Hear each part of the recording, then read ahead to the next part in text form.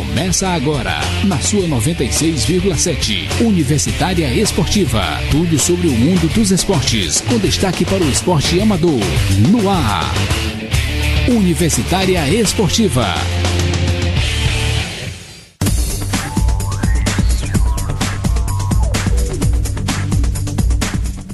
Bom dia, ouvintes. 12 de junho, dia dos namorados, véspera do dia de Santo Antônio. Para você que é apaixonado por esporte, começa agora mais Universitária Esportiva. E ao meu lado, Neila do Rego Monteiro. E ao meu lado, Emanuele Madeira. No boletim de hoje, o time de polo aquático do Brasil fazendo história. No UFC, mais mudanças nos eventos, e no vôlei, o Brasil já sabe quem são seus adversários na fase de grupos das Olimpíadas de Londres. No Bola na Rede, vamos falar sobre os jogos de ontem da Eurocopa, as notícias que rodeiam o futebol nacional, o Campeonato Piauiense Sub-18 que está suspenso, e tem também mais um desfalque na seleção de futsal. E claro, você fica sabendo quais os jogos de hoje. Continua sintonizado que o Universitário Esportivo está no ar. Tenda Alternativa, a sua melhor saída nos finais de semana. E atenção para a programação deste final de semana. Dia 15 de junho tem o melhor do reggae, com Full Reggae e Badu de Chavá. Dia 15 de junho. E no sábado tem o melhor do rock and roll, Moving Head, tocando os clássicos, Clínica Tobias Blues. Às 22 horas na Tenda Alternativa. Informações 9914-6495. Apoio FM Universitária. Universitária Esportiva. Boletim Esportivo. E o Brasil estreia hoje na superfinal da Liga Mundial Masculina de Polo Aquático em El Almaty, no Cazaquistão. É a primeira vez que o país participa de uma superfinal do mundo, que será disputada por 8 países até o dia 17 desse mês. O Brasil conquistou vaga após conquistar a fase preliminar das Américas, atrás dos Estados Unidos, mas batendo o Canadá em 2 oportunidades. No Cazaquistão, os brasileiros estão no mesmo grupo dos croatas, espanhóis e australianos. Com base nos rankings de tênis divulgados ontem pela ATP e WTA, a Federação Internacional de Tênis vai confirmar no dia 28 de junho a lista final dos tenistas que disputarão os Jogos Olímpicos de Londres. A Confederação Brasileira de Tênis enviou ontem os pedidos de inscrição conforme o regulamento de eventos. Para os tenistas Tomás Bellucci para simples e duplas, Marcelo Melo para duplas, Bruno Soares e André Sá também para duplas. A ITF tem até o dia 14 para informar os comitês olímpicos nacionais, as federações nacionais e ao Comitê Olímpico Internacional aos tenistas que estão elegíveis para a participação nos Jogos Olímpicos de Londres.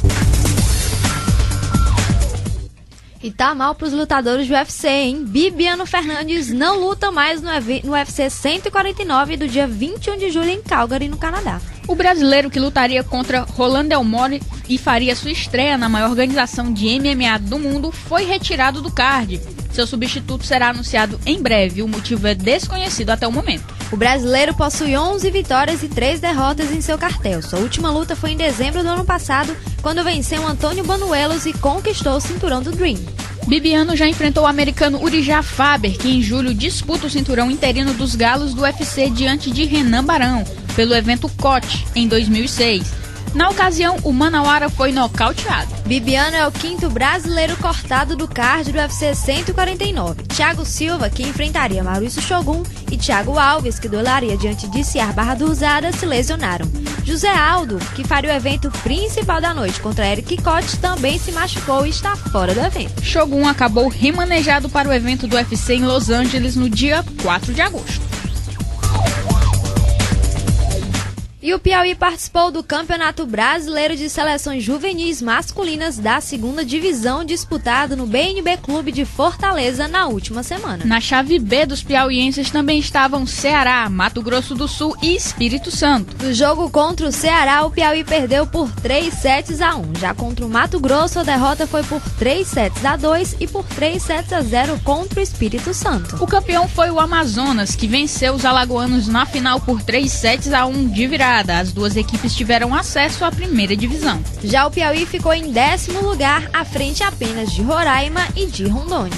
E falando em vôlei, a seleção masculina de vôlei não deu sorte nos chaveamentos para os Jogos Olímpicos de Londres. A Federação Internacional de Vôlei confirmou os grupos para as disputas da modalidade. Assim como no feminino, a Grã-Bretanha será a cabeça de chave do grupo A. O Brasil ficou no grupo B, ao lado de Rússia, Estados Unidos, Sérvia, Alemanha e Tunísia. As 6 seleções formam o grupo da morte da competição.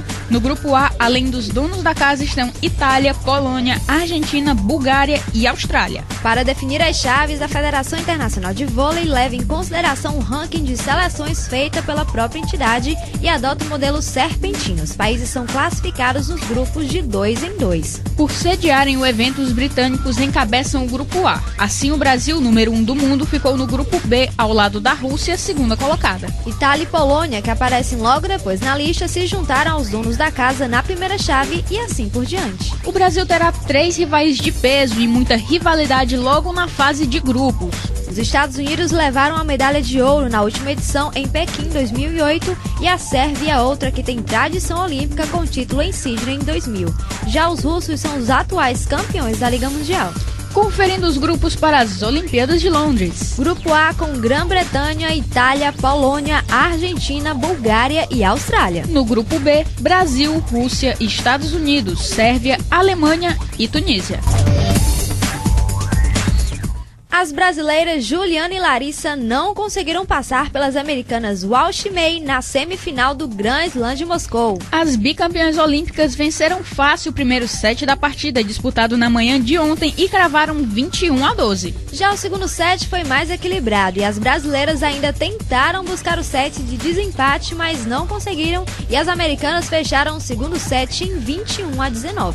Mas Juliana e Larissa não deixaram de subir no pódio. Após esse jogo, elas disputaram o terceiro lugar do torneio e acabaram vencendo as também brasileiras Thalita e Maria Elisa de virada, com o placar de 15-8 no tie-break.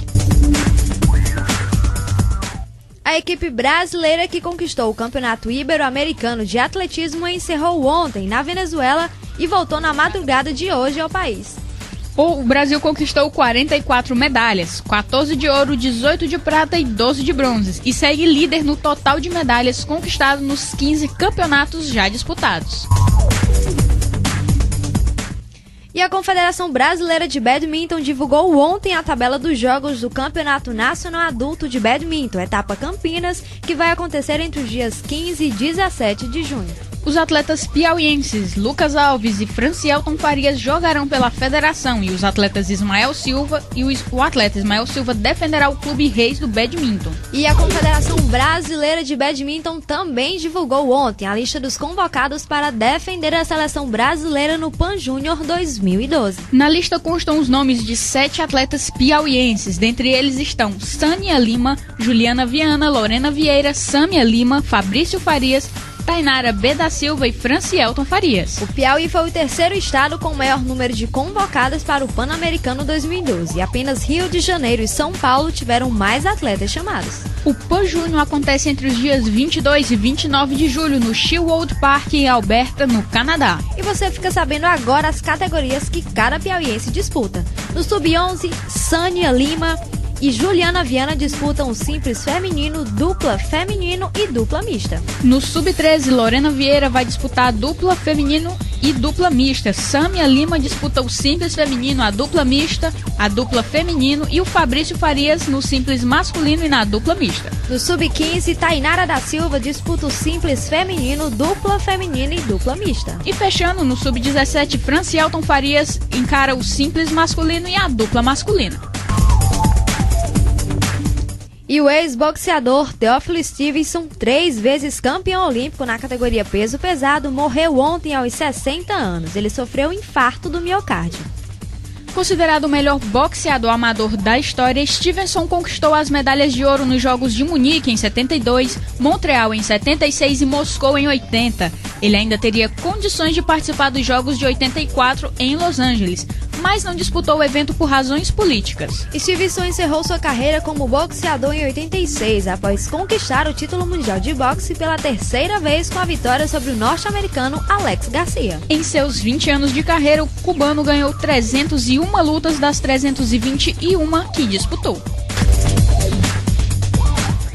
E a seleção brasileira para-atlética de bocha foi campeã do torneio internacional de bocha, realizado na cidade de Póvoa de Varzim, em Portugal, entre os dias 5 a 10 de junho. O Brasil encerrou sua participação no torneio com 3 medalhas de ouro, uma de prata e uma de bronze, melhor marca obtida em disputas internacionais pela bocha nacional. As medalhas douradas vieram nas disputas individuais, com Dirceu Pinto na categoria BC4 para atletas com deficiências severas, mas que não recebem auxílio, e Maciel Santos na categoria BC2. Os jogadores não podem receber nenhum tipo de assistência. Dirceu subiu ao lugar mais alto do pódio também na prova de duplas, junto com Eliseu dos Santos na categoria BC4. A medalha de prata ficou com a equipe brasileira na categoria BC2. Dirceu Pinto, integrante do time de São Paulo Paralímpico, conquistou o ouro individual ao vencer na final um atleta espanhol em partida decidida no tie-break. O atleta superou o compatriota Eliseu dos Santos na semifinal, Eliseu que também faz parte do time São Paulo, e garantiu um bronze na mesma categoria após vencer a disputa pelo 3º lugar. Os dois jogadores formaram uma parceria de sucesso e não deram chances aos rivais na briga pelo ouro em duplas na categoria BC4, ao derrotar os atletas da República Tcheca na final. Na categoria BC2, Maciel Santos teve uma atuação impecável ao vencer todos os jogos. Na fase classificatória, o brasileiro superou Fernando Ferreira, atleta português campeão mundial e paralímpico. Maciel voltou a enfrentar o jogador na grande final e, mais uma vez, não deu chances ao adversário e garantiu o ouro para o Brasil. O torneio internacional de bocha contou com a participação de atletas de 16 países e cerca de 70% dos competidores que estarão nos Jogos Paralímpicos de Londres. O evento foi o último antes dos Jogos e serviu como uma prévia para os competidores. E você não sabe o que é bocha? Bocha é um esporte jogado por 2 pessoas ou 2 equipes, em que cada equipe tem 4 bolas, 2 para cada jogador. O objetivo é jogar as bolas o mais próximo possível do bolinho, uma bolinha menor, ou tirar as bolas dos oponentes. Mais tarde a gente coloca imagens e vídeos na fanpage para vocês visualizarem melhor o que é o esporte. Universitária Esportiva volta já. De 2 a 8 de julho, Teresina se transforma na capital da música instrumental. Segundo Festival de Música Instrumental de Teresina. Oficinas e shows com grandes nomes da música nacional e local. No Teatro do Boi, Palácio da Música, Casa da Cultura e Escola de Música de Teresina. Regulamento e programação no site www.fcmc.pi.gov.br. Realização: Prefeitura de Teresina. Fundação Municipal de Cultura Monsenhor Chaves. Apoio: Tambo Mambo, Altec Studio e FM Universitária. Universitária Esportiva. Bola na rede. E o pivô G foi cortado da seleção brasileira de futsal para o desafio internacional. Seleção brasileira de futsal que está parecendo a seleção da Inglaterra na Eurocopa. O Gé sofreu uma fratura no nariz e vai passar por cirurgia no próximo dia 14, mesma data em que o Brasil estreia na competição contra a Guatemala. O incidente ocorreu no último sábado, quando o Gé disputava uma partida da Liga Futsal contra o Moarama e sofreu uma fratura nasal. O nome do substituto ainda não foi divulgado pelo técnico da seleção, Marcos Sorato. Essa foi a 4ª baixa brasileira para o torneio em virtude de lesões. Na lista de desfalques aparecem Sinoé, do Carlos Barbosa, Falcão, do Orlândia, e Thiago, do Joinville. Dieguinho, da VIM Minas, Daniel, do Carlos Barbosa e Guita, da Intel, já se juntaram ao grupo de convocados para suprir as 3 ausências anteriores. E pela Copa dos Comerciários de Futebol Master, o Show venceu o Alvorada por 2-0. Já o nosso Táxi e Siri ficaram no 1-1. Em outro jogo, o Infanto foi derrotado por 2-1 pelo 26 de junho. E na última partida, o Ressaca e Bragantino ficaram no 2-2. E ontem o campeonato piauiense sub-18 foi suspenso. O presidente da Federação de Futebol do Piauí, Cesarino Oliveira, também convocou uma reunião para o dia 15 de junho, essa sexta-feira, com os dirigentes dos clubes do sub-18 para que a situação possa ser resolvida. De acordo com a presidência da Federação de Futebol do Piauí, a suspensão aconteceu por causa da derrota do Caiçara por WO contra o Parnaíba. O time de Campo Maior entrou com uma ação pedindo a suspensão e a Federação de Futebol do Piauí acatou a decisão.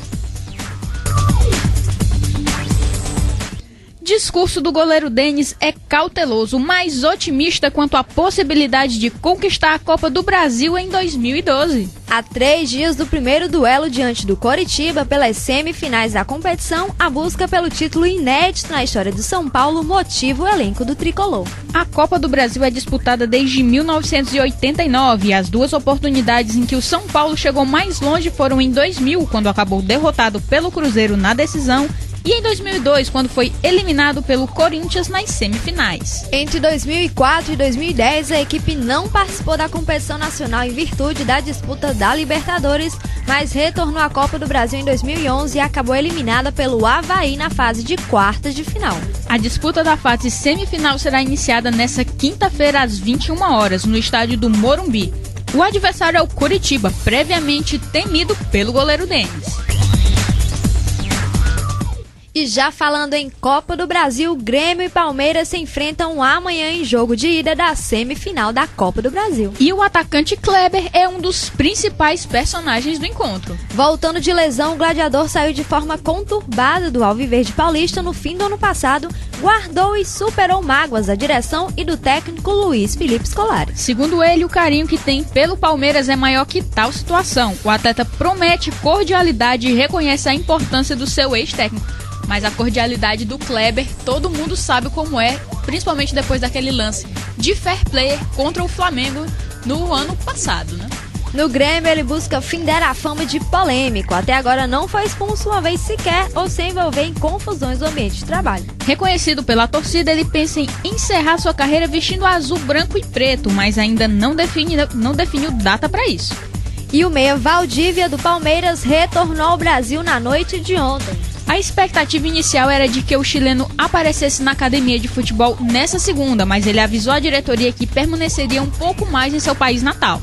A tendência é que Valdívia se reapresente ao clube paulista hoje, quando terá uma reunião com a diretoria da equipe para definir o seu futuro. Segundo o irmão dele, existe a possibilidade do chileno pedir a rescisão do contrato, já que sua esposa Daniele já declarou que não quer voltar ao Brasil depois do susto que passou ao lado do marido. Caso Valdívia queira deixar o Palmeiras após o sequestro relâmpago, o clube pode exigir uma multa que ultrapassa 100 milhões de reais. O valor corresponde à multa rescisória para um time do exterior. Em caso de transferência a um time brasileiro, o Palmeiras pode exigir até 100 vezes o salário anual do atleta, ou seja, cerca de 375 milhões de reais. De acordo com a legislação vigente à época da assinatura do contrato, os valores da rescisão podem ser reduzidos apenas após 26 de julho deste ano, quando o vínculo de Valdívia com o Palmeiras completa 2 anos. A partir dessa data, há uma diminuição de 20% do valor a cada ano.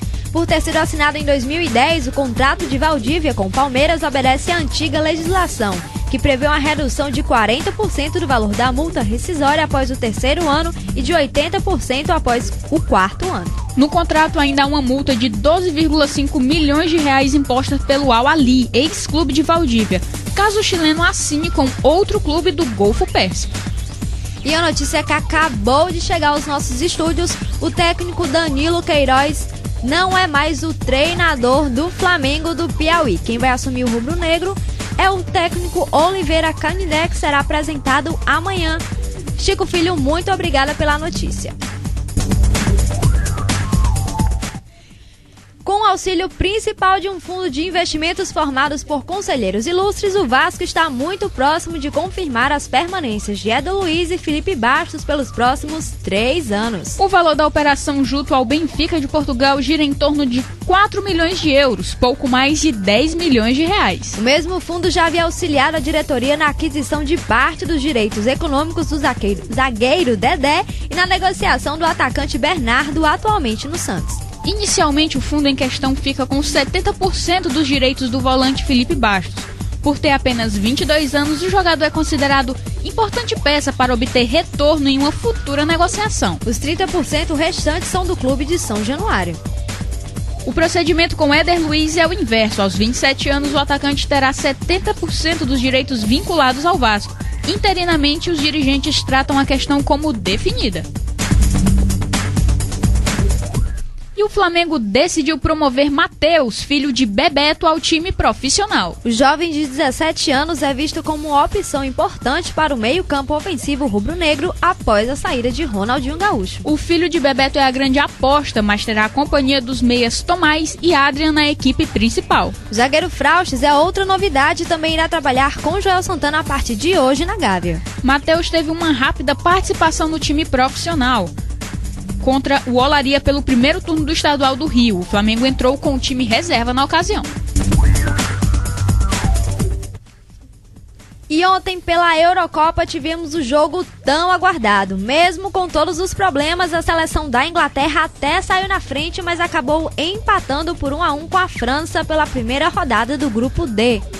2 jogadores do campeão inglês, do Manchester City, marcaram os gols. Lescott abriu o marcador e Nasri deixou tudo igual. Sem a estrela Wayne Rooney suspenso dos 2 primeiros jogos do torneio, os ingleses pouco produziram com Chamberlain, Young, Milner e Welbeck na frente. As principais jogadas saíam pelo alto, no poderoso trio de ataque francês, formado por Nasri, Benzema e Ribéry. Só o primeiro se destacou. Os franceses seguem invictos, já são 22 partidas sem perder. E a Inglaterra continua sem vencer em estreias da Eurocopa. Em 8 participações são 4 empates e 4 derrotas. Os ingleses também não sabem o que é derrotar a França na competição continental. Empatou 2 vezes e perdeu a outra. A França volta a campo às 13 horas da próxima sexta-feira contra os ucranianos. E às 15h45 do mesmo dia, a Suécia e a Inglaterra se enfrentam. E as contusões não param na Inglaterra. Depois de perder Frank Lampard, Gary Cahill, Gareth Barry e John Hood a poucos dias do início da Eurocopa, até mesmo o preparador de goleiros da seleção não passou ileso a maré de azar. E que azar, viu? Na partida entre França e Inglaterra ocorrida ontem, Ray Clemens lesionou o tendão de Aquiles antes do início da partida e vai ter que passar por cirurgia, o que obrigou ele a voltar para a Inglaterra. A contusão do preparador de goleiros ocorreu quando ele fazia uma atividade para preparar Joe Hart a partida contra os franceses. Com muita dor, ele precisou de ajuda para deixar o campo.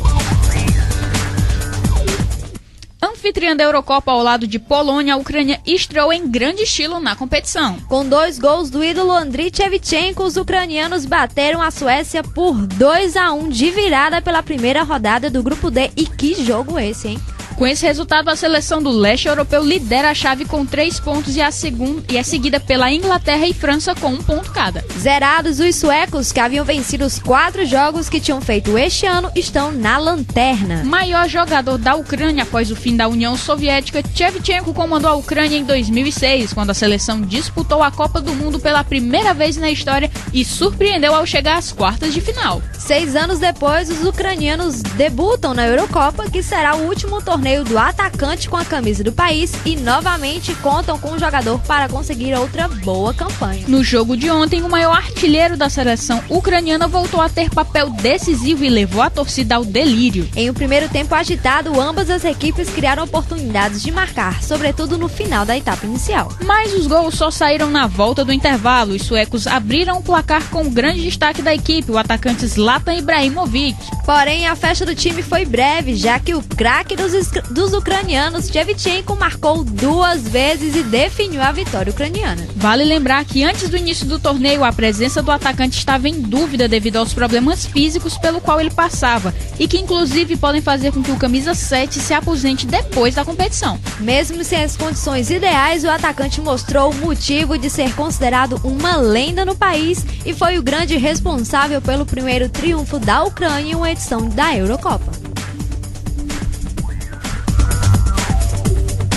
E hoje temos mais rodadas. Pela Série B, o Vitória, 4º colocado com 10 pontos, recebe o Guarani, 12º com 6 pontos, às 21 horas. No mesmo horário, o Paraná tenta se recuperar na competição e visita o Barueri, último colocado na tabela. E fechando os jogos de hoje, o Ipatinga também espera uma recuperação na competição, ainda mais depois de perder de virada para o Avaí na última partida. O time encara hoje o Boa Esporte, 14º colocado na competição com 5 pontos em 5 jogos. jogos. Todos os jogos da Série B, repetindo, acontecem hoje às 21 horas.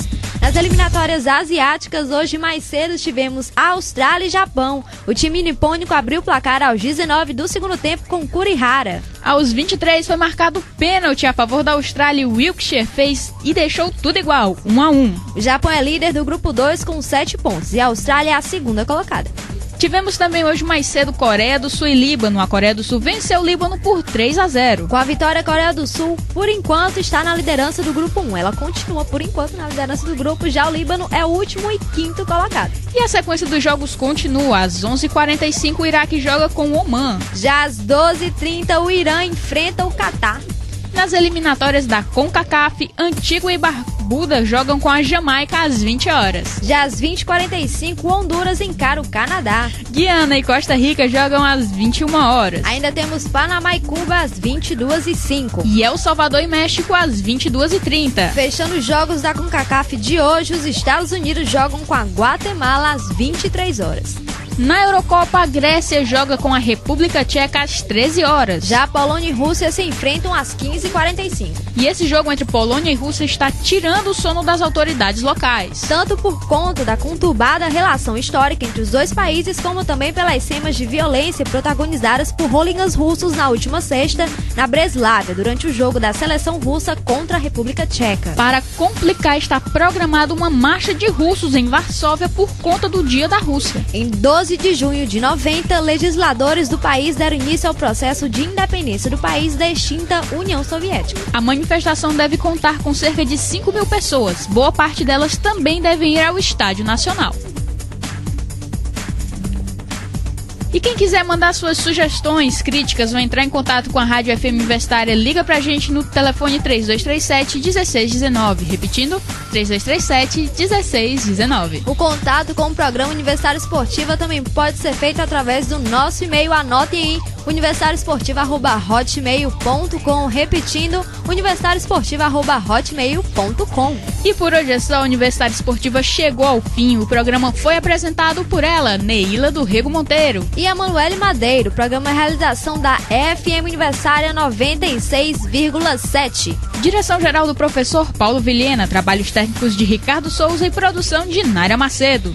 Aproveitem o Dia dos Namorados do jeito que vocês quiserem e não esqueçam que amanhã o Universitário Esportivo está de volta às 11h30 da manhã aqui na FM Universitária 96,7. Um abraço pro Chico Filho, que nos passou a informação aí de última hora. Chico, muito obrigado. Fiquem ligados no Esporte Antares, que começa daqui a pouquinho. Meio-dia, gente? Meio-dia. E muito obrigado pela audiência e continue com a nossa programação. Você ouviu Universitária Esportiva. Obrigado pela audiência e continue na nossa programação. Atenção, emissoras.